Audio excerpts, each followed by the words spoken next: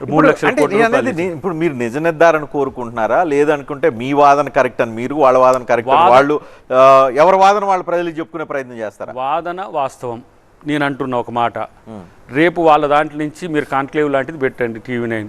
చలో మా దాని నుంచి నిపుణులు వస్తారు, వాళ్ళ దాని నుంచి నిపుణులు. ఇప్పుడే తేల్చేద్దాం, ఎన్నికలే కదా, ఎన్నికలప్పుడే కదా లేచి కూస్తున్నారు. మరి ఇదే సోయి ఎందుకు అసెంబ్లీ అప్పుడు లేదు? 2 సార్లు అసెంబ్లీ అయింది, ఎందుకు లేదు అప్పుడు సోయి వచ్చి ఇదే మాట?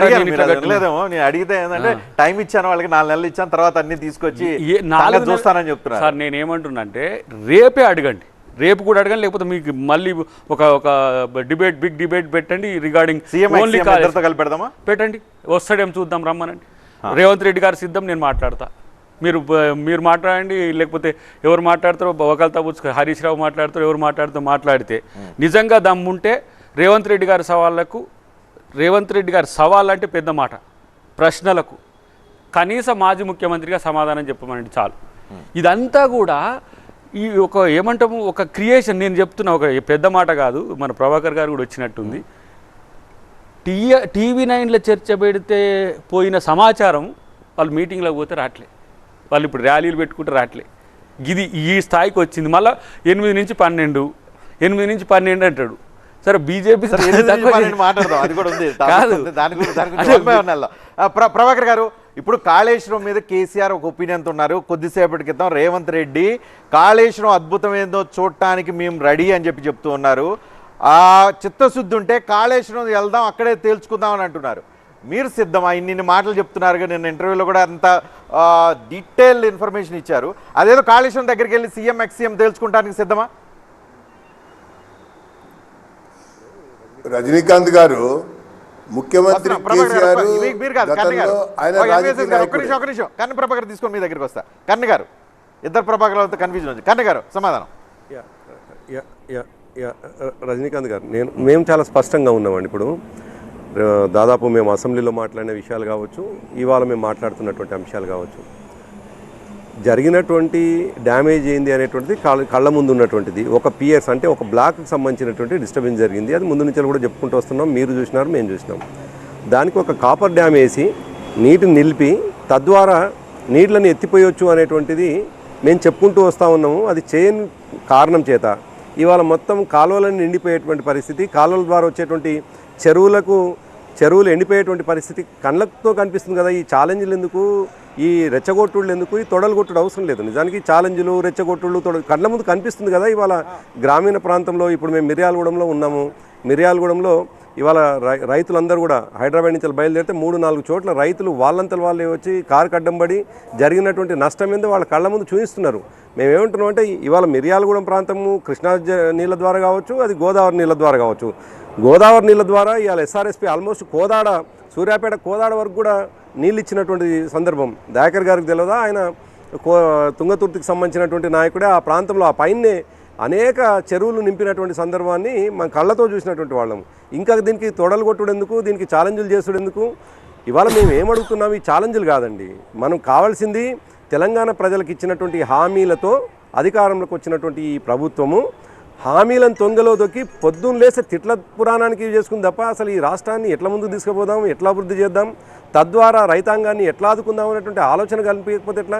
మేము చాలా పాజిటివ్గా, మీరే నిన్న ఇంటర్వ్యూ చేసినారు కేసీఆర్ గారు, మా పార్టీ అధ్యక్షుడిని, చాలా కన్స్ట్రక్టివ్గా, చాలా పాజిటివ్గా విషయాలు మా దగ్గర చెప్పడం ఏంటనేది కదా ఇప్పుడు సర్వత్రా వస్తున్న ఇప్పుడు చర్చ కంటే. రజనీకాంత్ గారు, అసెంబ్లీకి రాకపోయేటువంటి సందర్భం ఏందో మీకు తెలుసు. అయినా మా నాయకులు కూడా చాలా స్పష్టంగా, ఇద్దరు కూడా, హరీష్ రావు గారు, కేటీఆర్ గారు, విద్యుత్కు సంబంధించినటువంటిది జగదీష్ రెడ్డి గారు, వాళ్ళు చాలా స్పష్టంగా మా విధానాలు చెప్పినారు, మేము చేసినటువంటి అమలు చేసినటువంటి పథకాల గురించి చెప్పినారు.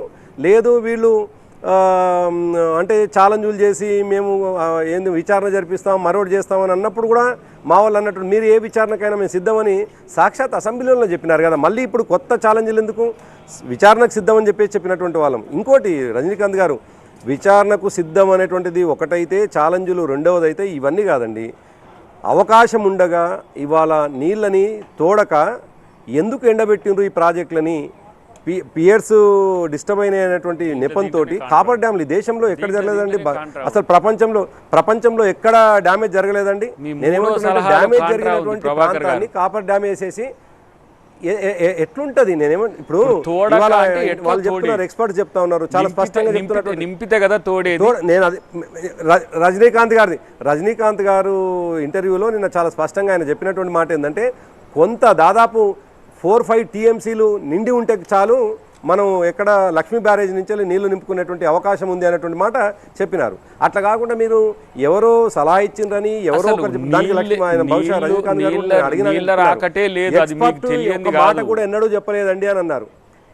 కాదు, ఒకటే నిమిషం అవైలబిలిటీ ఆఫ్ వాటర్ పెట్టుకోండి దయాకర్ గారు. ఒక మాట కాదు, మీకు ఐడియా ఉంది, ఒక మాట వినండి. మీకు ఐడియా ఉంది, నాకు ఐడియా ఉంది మీన్స్ మనం ఎక్స్పర్ట్స్ కావు, మినిమం జ్ఞానంతో మాట్లాడుకుందాం.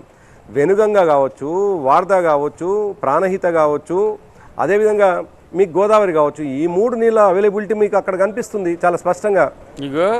వాటర్ అవైలబిలిటీ ఉన్నది ప్రాణహిత కదా మేజర్ గా ఉన్నది. సౌత్ ఇండియాలో ఉన్న నదులేవి కావేరితో సహా ఈ రోజు సౌత్ ఇండియాలో ఉన్న నదులకేటికి కూడా ఈ 2 సంవత్సరాలు కాదు 4 సంవత్సరాల వరకు వరద ఉండదు.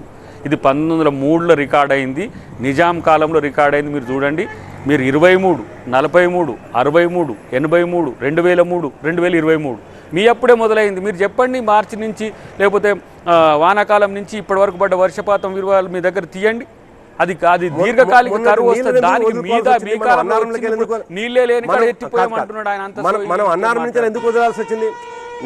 ఎగ్జాక్ట్లీ దయాకర్ గారు మీరు అనేది 100% కరువు వచ్చిన దాన్ని నేను మీరు కాదు కదా, భగవంతుడు కూడా ఎవరు కాపాడేది కాదు.